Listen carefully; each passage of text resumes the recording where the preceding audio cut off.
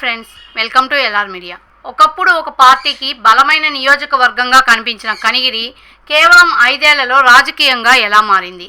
2019లో ఒక తీర్పు, 2024లో మరో తీర్పు. అయితే ఈ మార్పు వెనుక అసలు కారణాలు ఏంటి? ఈరోజు ఈ వీడియోలో మా ఛానల్ ప్రిపేర్ చేసిన 2026 పొలిటికల్ అనాలిసిస్ ఏంటో మీరే చూడండి. ముందుగా ప్రకాశం జిల్లాలోని కనిగిరి అసెంబ్లీ నియోజకవర్గం రాజకీయంగా ఎప్పుడూ ఆసక్తికరమైన పోటీకి వేదికగా నిలిచింది.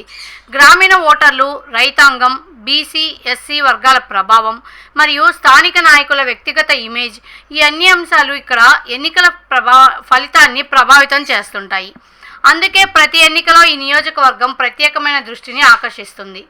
2019 అసెంబ్లీ ఎన్నికల్లో రాష్ట్ర వ్యాప్తంగా ఏర్పడిన రాజకీయ వాతావరణం ప్రభావంతో వైఎస్ఆర్సీపీ అభ్యర్థి దద్దాల నారాయణ యాదవ్ గారు విజయం సాధించారు.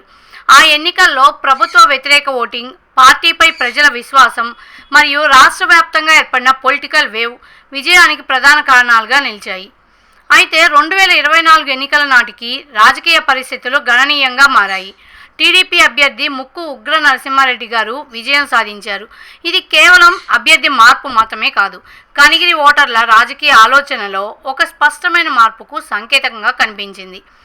అయితే ఈ భారీ రాజకీయ స్వింగ్కి ఒక్క కారణం మాత్రమే లేదు. ప్రభుత్వ పనితీరుపై ప్రజల అభిప్రాయం, స్థానిక సమస్యలు, అభ్యర్థుల ప్రజాదరణ, పార్టీల గ్రౌండ్ స్థాయి నిర్వహణ మరియు వివిధ సామాజిక వర్గాల ఓటింగ్ ధోరణిలో వచ్చిన మార్పులు, ఈ అన్ని అంశాల కలయిక 2024 ఫలితాన్ని ప్రభావితం చేసినట్లు రాజకీయ విశ్లేషకులు భావిస్తున్నారు. కానీ ఇది కనిగిరి రాజకీయ కథలో మొదటి అధ్యాయం మాత్రమే. అసలు ప్రశ్న ఇప్పుడే మొదలవుతోంది. ప్రస్తుతం కనిగిరిలో ఏ పార్టీ బలంగా ఉంది? 2029 ఎన్నికల దిశగా రాజకీయ సమీకరణాలు ఎలా మారుతున్నాయి?